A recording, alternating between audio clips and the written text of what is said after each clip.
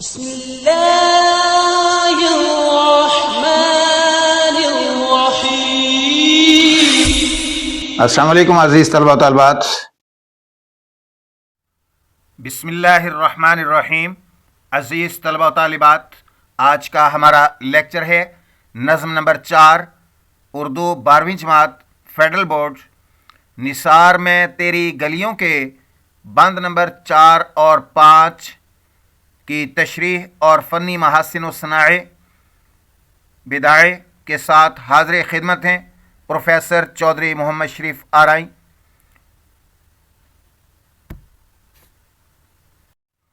نظم نثار میں تیری گلیوں کے یہ حیت کے لحاظ سے مسدس ترکیب بند ہے۔ ماخذ دست صبا۔ مرکزی خیال، نظم کا مرکزی خیال وطن کی محبت میں قربانی اور ظلم کے خلاف باغیانہ عزم ہے۔ فیض اس نظم میں محبوب جو در حقیقت وطن کی علامت ہے کہ گلیوں پر جان قربان کرنے کے جذبے کو پیش کرتے ہیں، لیکن ساتھ ہی ساتھ موجودہ ظالمانہ نظام پر شدید تنقید بھی کرتے ہیں۔ نظم میں ذاتی محبت کو اجتماعی محبت، وطن، انقلاب، انسانیت میں ضم کر دیا گیا ہے۔ یہ نظم صرف عشقیہ نہیں بلکہ ایک انقلابی منشور ہے جو مظلوم عوام کو ظلم کے خلاف ڈٹ جانے کی ترغیب دیتی ہے۔ نظم کا خلاصہ: قربانی کا اعلان۔ شاعر وطن کی گلیوں پر اپنی جان نچھاور کرنے کو تیار ہے، لیکن اس شرط کے ساتھ کہ یہ قربانی بے مقصد نہ ہو۔ اس کا مقصد محبوب یعنی وطن تک حقیقی طور پر پہنچنا ہے، نہ کہ راستے ہی میں مارا جانا۔ ظالمانہ نظام کی تصویر۔ نظم کے پہلے بند میں موجودہ نظام حکومت کی مکاری کو بے نقاب کیا گیا ہے، جہاں انسان یعنی سنگ و خشت تو مقید ہیں، لیکن ظالم یعنی سگ آزاد ہیں۔ کوئی شخص آزادی سے سر اٹھا کر نہیں چل سکتا۔ انصاف کی عدم دستیابی۔ دوسرے بند میں بتایا گیا ہے کہ ظالم حکمرانوں کے پاس ظلم کرنے کے لیے بہانے موجود ہیں۔ انصاف کے ادارے، مدعی، منصف بھی اہل ہوس کے ہاتھ میں ہیں، جن کی وجہ سے سچے وطن پرستوں کو انصاف نہیں مل پاتا۔ قید میں بھی امید۔ تیسرے بند میں قید کے حالات میں بھی شاعر کے دل میں وطن کے لیے امید زندہ ہے۔ ہر شام اور ہر صبح اپنے اسے وطن کی آزادی اور خوشحالی کی نوید دیتی ہے۔ یہ بند مایوسی پر امید کی فتح کو ظاہر کرتا ہے۔ تاریخی جدوجہد۔ چوتھے بند میں کہا گیا ہے کہ ظلم اور اس کے خلاف جدوجہد کوئی نیا واقعہ نہیں ہے، یہ سلسلہ تاریخ سے چلا آ رہا ہے۔ اسی لیے شاعر قسمت سے شکایت نہیں کرتا اور صبر کا دامن تھامے رکھتا ہے۔ یقین کامل اور امید کی فتح۔ آخری بند نظم کا سب سے طاقتور حصہ ہے۔ شاعر کو پختہ یقین ہے کہ موجودہ جدائی عارضی ہے اور ظالم کی حکمرانی زیادہ دیر نہیں چلے گی۔ جو لوگ وطن سے وفا کا عہد مضبوطی سے پکڑے ہوئے ہیں، ان کے پاس وقت کی تمام سختیوں کو برداشت کرنے کی طاقت موجود ہے۔ عزیز طلبہ و طالبات اور سامعین و ناظرین جو اردو پروفیسر یوٹیوب چینل پر نئے ویورز ہیں اور پہلی دفعہ اس پر آ رہے ہیں، ان سے التماس ہے کہ وہ لیکچر آخر تک سننے سے پہلے اس چینل کو سبسکرائب کر لیجئے، بیل آئیکن کو پریس کر دیجئے اور ویڈیوز کو لائک کرنا مت بھولیے اور بیل آئیکن کو ضرور پریس کیجئے تاکہ ہر نئے آنے والے لیکچر کا آپ کو نوٹیفیکیشن ملتا رہے۔ بند نمبر 4۔ یوں ہی ہمیشہ الجھتی رہی ہے ظلم سے خلق، نہ ان کی رسم نئی ہے نہ اپنی ریت نئی۔ یوں ہی ہمیشہ کھلائے ہیں ہم نے آگ میں پھول، نہ ان کی ہار نئی ہے نہ اپنی جیت نئی۔ اسی سبب سے فلک کا گلہ نہیں کرتے، تیرے فراق میں ہم دل برا نہیں کرتے۔ مذکورہ بند کے الفاظ معانی: الجھتی اردو زبان کا لفظ ہے اور ماخذ اس کا ہندی زبان ہے۔ ٹکراتی، الجھتی کا معنی ٹکراتی، مقابلہ کرتی، جھگڑتی۔ خلق عربی زبان کا لفظ ہے، معنی اس کا مخلوق، لوگ، عوام ہے۔ رسم عربی زبان کا لفظ ہے، معنی دستور، طریقہ، روایت۔ ریت ہندی زبان کا لفظ ہے لیکن سنسکرت سے ماخذ ہے، ماخذ اس کا سنسکرت زبان ہے۔ ریت معنی مادہ، ریت ہے اس کا، اور معنی اس کا طریقہ، چلن، دستور۔ کھلائے ہیں، اگائے، معنی اس کا اگائے ہیں، پیدا کیے ہیں، اردو زبان کا لفظ، ہندی اس کا ماخذ ہے۔ کھلانا فعل ہے، کھلنا سے آگ میں پھول، ناممکن حالات میں خوبصورتی، حق، کامیابی۔ اردو اور فارسی زبان کے الفاظ ہیں، مرکب ہے، آگ اور پھول، فارسی اور اردو۔ فلک آسمان، معنی اس کا زمانہ، تقدیر۔ فلک کا معنی آسمان، زمانہ، تقدیر، عربی زبان کا لفظ ہے، اور فلک یہ اس کا ماخذ ہے، گردش کرنے والا۔ گلہ شکوہ، معنی اس کا شکوہ، شکایت، اور فارسی زبان کا لفظ ہے۔ فراق اس کا معنی جدائی، دوری، اور عربی زبان کا لفظ ہے فراق۔ دل برا کرنا، معنی اس کا رنجیدہ ہونا، مایوس ہونا، افسردہ ہونا۔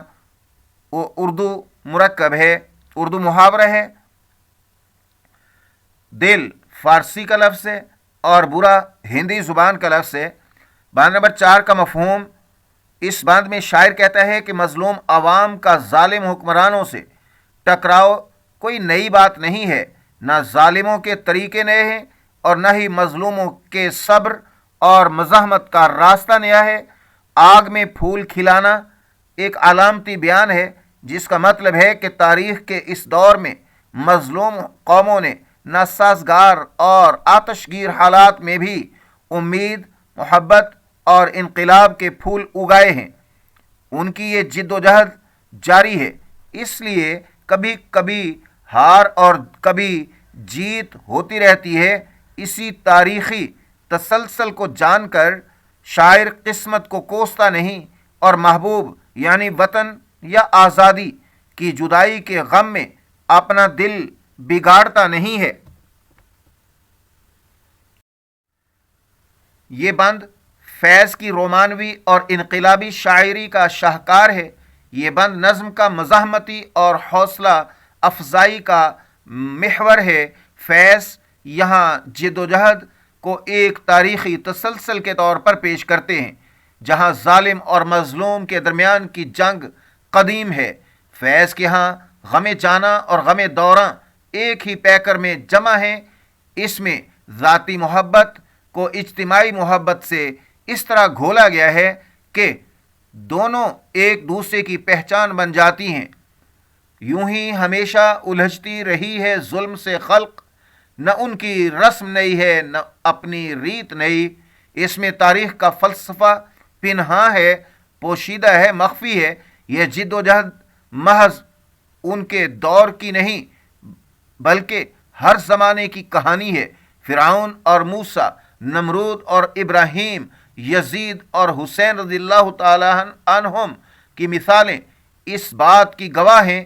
ظالم کی رسم جبر اور استبداد ہے جبکہ خلق کی ریت بغاوت اور مزاحمت ہے۔ یہ بیان وقت کے جبر کو عام اور معمول کا بنا کر اس کی حیت کو کم کر دیتا ہے۔ تیرے ہونٹوں کے پھولوں کی چاہت میں ہم، تیرے ہونٹوں کی پھولوں کی چاہت میں ہم دار کی خشک ٹہنی پہ وارے گئے، تیرے ہاتھوں کی شمعوں کی حسرت میں ہم نیم تاریک راہوں میں مارے گئے۔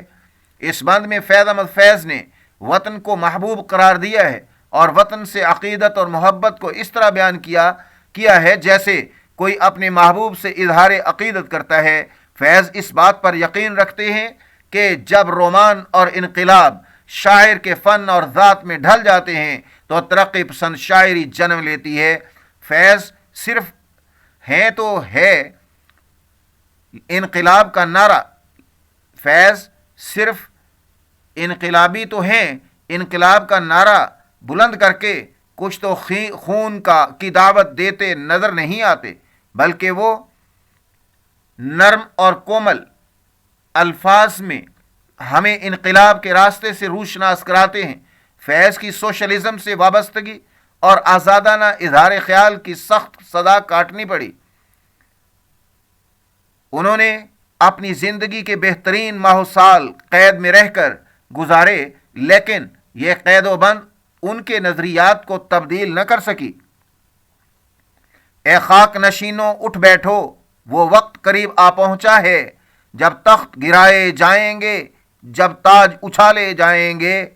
اب ٹوٹ گریں گی زنجیریں، اب زندانوں کی خیر نہیں، جو دریا جھوم کے اٹھے ہیں تنکوں سے نہ ٹالے جائیں گے۔ یوں ہی ہمیشہ کھلائے ہیں ہم نے آگ میں پھول، نہ ان کی ہار نئی ہے نہ اپنی جیت نئی۔ یہ ایک قوت بخش استعارہ ہے۔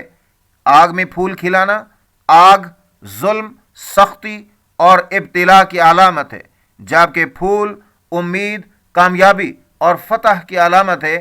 یعنی عوام نے سخت ترین مصائب میں بھی اپنے مقصد کو نہیں چھوڑا اور کامیابی حاصل کی۔ یہ ایک مابعد طبعیاتی یقین ہے کہ حق کی فتح ہمیشہ ہوتی ہے۔ بس کہ دشوار ہے ہر کام کا آساں ہونا، آدمی کو بھی میسر نہیں انسان ہونا۔ نظم کے اس بند میں بیان کردہ جذبات اور خیالات کو قرآن و حدیث کی روشنی میں بھی سمجھا جا سکتا ہے۔ امید اور نصرت کا وعدہ قرآن مجید میں ارشاد ہے، اذا السماء انشقت واذنت لربها وحقت۔ ترجمہ، جب انسان پھٹ جائے گا، آسمان پھٹ جائے گا اور اپنے رب کا حکم مانے گا اور یہ حق ہے۔ یہ آیات اس بات کی طرف اشارہ ہے کہ ہر تاریکی کے بعد روشنی ضرور آتی ہے، ہر مشکل کے بعد آسانی ہے۔ قیدی کا یقین کہ سحر یعنی صبح یعنی آزادی اس کے وطن کے رخ پر بکھر گئی ہوگی۔ در حقیقت اسی الہی وعدے پر ان کا ایمان ہے۔ حدیث قدسی ہے، انا عند ظن عبدی بھی، میں اپنے بندے کے گمان کے ساتھ ہوں۔ ارشاد ربانی ہے، ترجمہ، اور ہم ضرور تمہیں آزمائیں گے تھوڑے سے خوف اور بھوک اور مالوں اور جانوں اور پھلوں کی کمی کے ساتھ، اور صبر کرنے والوں کو خوشخبری سنا دو۔ وہ لوگ جنہیں جب کوئی مصیبت پہنچتی ہے تو کہتے ہیں کہ ہم اللہ ہی کے لیے ہیں اور ہمیں اسی کی طرف لوٹنا ہے۔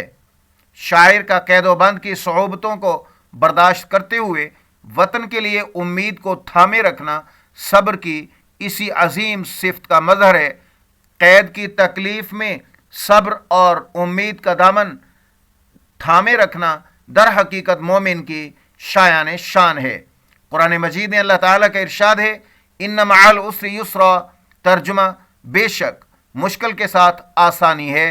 آپ صلی اللہ علیہ وسلم کا ارشاد ہے، مومن کا معاملہ بھی عجیب ہے، اس کا ہر معاملہ خیر ہی ہوتا ہے، اور یہ صرف مومن ہی کے لیے ہے کہ اگر اسے خوشی ملتی ہے تو شکر کرتا ہے تو وہ اس کے لیے بہتر ہے، اور اگر اسے تکلیف پہنچتی ہے تو صبر کرتا ہے تو وہ بھی اس کے لیے بہتر ہے۔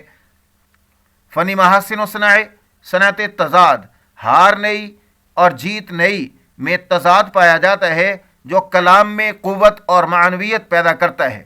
استعارہ آگ ظلم اور مصیبت کے لیے استعارہ ہے، پھول کامیابی اور روشن مستقبل کے لیے استعارہ ہے۔ صنعت ایہام، آگ میں پھول بظاہر ناممکن بات ہے لیکن استعاراتی تو معنی میں کامیابی کو ظاہر کرتی ہے۔ تسلسل خیال، پورے بند میں ایک ہی خیال، جد و جہد کا ابدی ہونا اور اس پر عزم کو تسلسل سے بیان کیا گیا ہے، جو ایک اس پر عزم کو تسلسل کے ساتھ بیان کیا گیا ہے جو ایک آہنگ پیدا کرتا ہے۔ نظم کا بند نمبر 5، گر آج تجھ سے جدا ہیں بہم ہوں گے، یہ رات بھر کی جدائی تو کوئی بات نہیں، گر آج اوج پہ ہے طالع رقیب تو کیا، یہ 4 دن کی خدائی تو کوئی بات نہیں، جو تجھ سے عہد وفا استوار رکھتے ہیں، علاج گردش لیل و نہار رکھتے ہیں۔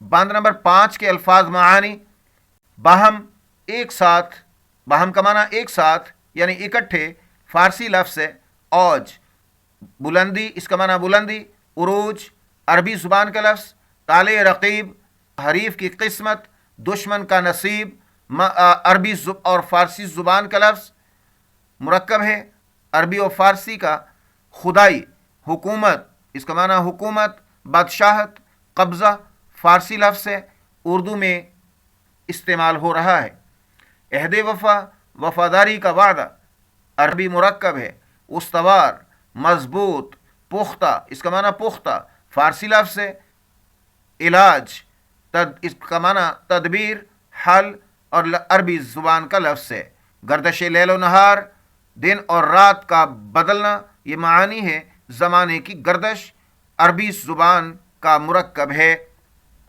بند نمبر 5 کا مفہوم: اس بند میں شاعر مستقبل کے بارے میں کامل یقین کا اظہار کرتے ہوئے امید کا پیغام دیتا ہے۔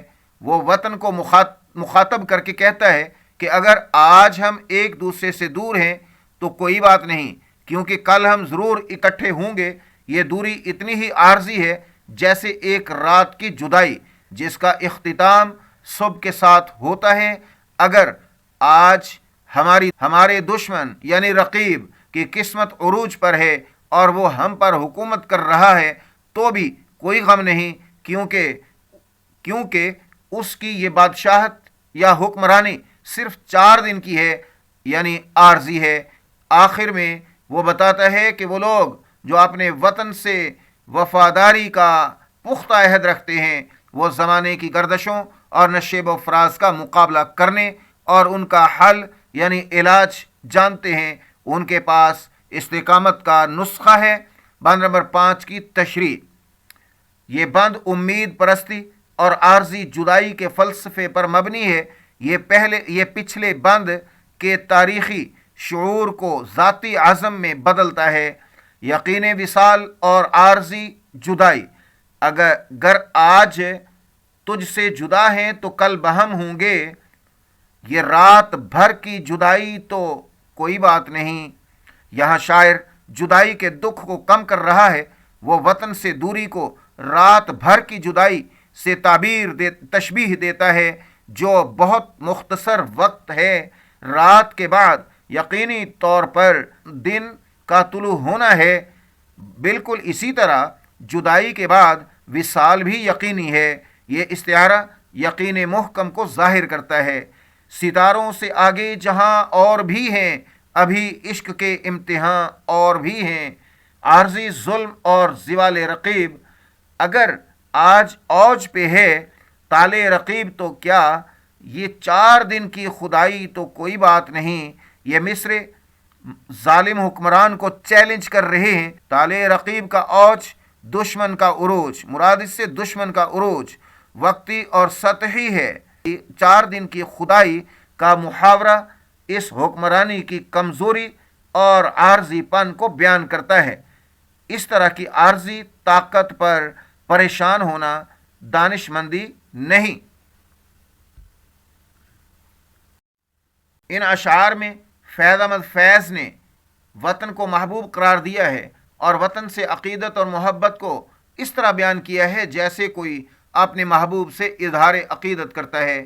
فیض اس بات پر یقین رکھتے ہیں کہ جب رومان اور انقلاب شاعر کے فن اور ذات میں ڈھل جاتے ہیں تو ترقی پسند شاعری جنم لیتی ہے۔ فیض صرف انقلاب کا نعرہ بلند کر کے کچھ تو خون کی دعوت دیتے نظر نہیں آتے، بلکہ وہ نرم اور کومل الفاظ میں ہمیں انقلاب کے راستے سے روشناس کراتے ہیں۔ فیض کو سوشلزم سے وابستگی اور آزادانہ اظہار خیال کی سخت سزا کاٹنی پڑی۔ انہوں نے اپنی زندگی کے بہترین ماہ و سال قید میں رہ کر گزارے، لیکن یہ قید و بند ان کے لیے ان کے نظریات کو تبدیل نہ کر سکی۔ بڑھانا اس طرح سے بے قراری اور بھی دل کی جھلک عاشق کو دکھلا کر پھر مستور ہو جانا۔ فیض ایک طرف انقلاب کے نعرے بلند کرتے ہیں تو دوسری طرف محبت کے گیت بھی الاپتے ہوئے نظر آتے ہیں۔ ان کے اشعار میں غنائیت، نغمگی، تغزل اور شگفتگی پائی جاتی ہے۔ فیض کی شاعری کا کمال یہ ہے کہ انہوں نے اردو اور فارسی شاعری کی روایات کو نئے معنی اور مفہوم عطا کیے ہیں، جس سے اس کے حسن و جمال میں قابل قدر اضافہ ہوا ہے۔ قدیم اور جدید روایات کا یہ حسین امتزاج اپنے اندر ایک معنوی حسن رکھتا ہے۔ انہوں نے محبوب کے تصور میں وسعت پیدا کر کے بڑے معنی خیز انداز میں استعمال کیا ہے۔ ہجر، فراق، وصال، عشق اور رقیب کے روایتی معنی بدل دیے ہیں اور ان میں وسعت پیدا کر کے مقاصد سے اس کا اظہار ہوتا ہے۔ مقامات عشق میں ایسا ہوتا ہے کہ اہل عشق کو محبوب سے دوری اور جدائی کا سامنا کرنا پڑتا ہے، لیکن یہ جدائی اور دوری کے تعلق میں کمزوری پیدا نہیں کرتی، بلکہ اس سے تعلق میں اور مضبوطی پیدا ہوتی ہے۔ عشق کی تڑپ میں اضافہ ہوتا ہے۔ اب نہ آؤ گے تم نہ جاؤ گے، وصل ہجراں بہم ہوئے کتنے، جو تجھ سے عہد وفا استوار رکھتے ہیں، گردش لیلو علاج گردش لیلو نہار رکھتے ہیں۔ یہ اختتامی اشعار نظم کا بنیادی پیغام ہے۔ جن لوگوں کا وفاداری کا عہد مضبوط ہوتا ہے وہ وقت کے الٹ پھیر یعنی گردش لیل و نہار کا حل جانتے ہیں۔ یہ حل کیا ہے؟ استقامت، جد و جہد اور امید۔ فیض کے نزدیک انسان اپنے پختہ ارادے اور نظریاتی کمٹمنٹ کے ذریعے وقت کی سختیوں کو موڑ سکتا ہے یا کم کر سکتا ہے، یا کم از کم ان سے متاثر نہیں ہوتا۔ وہ حالات کا غلام نہیں بلکہ خالق ہے۔ عشاق کے لیے یہ ہجر تکلیف کا باعث نہیں ہوتا بلکہ باعث فخر ہوتا ہے۔ شاعر نے کیا خوب کہا تھا، عالم سوز و ساز میں وصل سے بڑھ کر ہے فراق، وصل میں مرگ آرزو، ہجر میں لذت تڑپ۔ اللہ تعالیٰ کا ارشاد ہے، وَلَا تَهِنُوا وَلَا تَحْزَنُوا وَأَنْتُمُ الْأَعْلَوْنَ إِن كُنتُم مُؤْمِنِينَ۔ ترجمہ، اور نہ سست ہو اور نہ غم کرو، تم ہی غالب رہو گے اگر تم مومن ہو۔ یہ آیت مومن کو عروج کا یقین دلاتی ہے جو اس بند کے مرکزی خیال سے ہم آہنگ ہے۔ اس بند کے فنی محاسن و صنعت مراعات النظیر، لیل کا معنی رات اور نہار دن عربی کے الفاظ ہیں، کا ایک ساتھ استعمال جو گردش زمانہ کو ظاہر کرتا ہے، نیز جدا اور بہم اکٹھے۔ تشبیہ، وطن سے دوری کو رات بھر کی جدائی سے تشبیہ دینا۔ یہ تشبیہ غم اور دکھ کو کم کر کے عارضی پن کا احساس دلاتی ہے۔ صنعت تضاد، لیل رات اور نہار دن میں واضح تضاد ہے۔ استعارہ، گردش لیل و نہار زمانے کے نشیب و فراز اور مشکلات کے لیے استعارہ ہے۔ محاورہ، 4 دن کی خدائی کا محاوراتی استعمال کلام کو عام فہم اور اثر انگیز بناتا ہے جو حکمرانی کی عارضی حیثیت کو واضح کرتا ہے۔ اثر آفرینی، پورے بند میں ایک مستقبل کا یقین جھلکتا ہے جو ایک مثبت اور فعال جذبہ ہے۔ ای میل کا ٹاپک دیکھنے کے لیے ای میل کے لیکچر والی ویڈیو کو سماعت کریں اور دیکھیں۔ Urdu professor YouTube channel Urdu lecture series کے آج کے لیکچر کے ساتھ اردو پروفیسر یوٹیوب چینل سے پروفیسر چودھری محمد شریف آرائیں آپ سے اجازت چاہتے ہیں۔ دیکھتے رہیے اردو پروفیسر یوٹیوب چینل کو، شیئر، لائک اور سبسکرائب کرنا مت بھولیں۔ گھنٹی کے نشان کو بھی ضرور دبائیں تاکہ ہر نئے لیکچر سے آپ کو آگاہی ملتی رہے۔ شکریہ، اللہ حافظ۔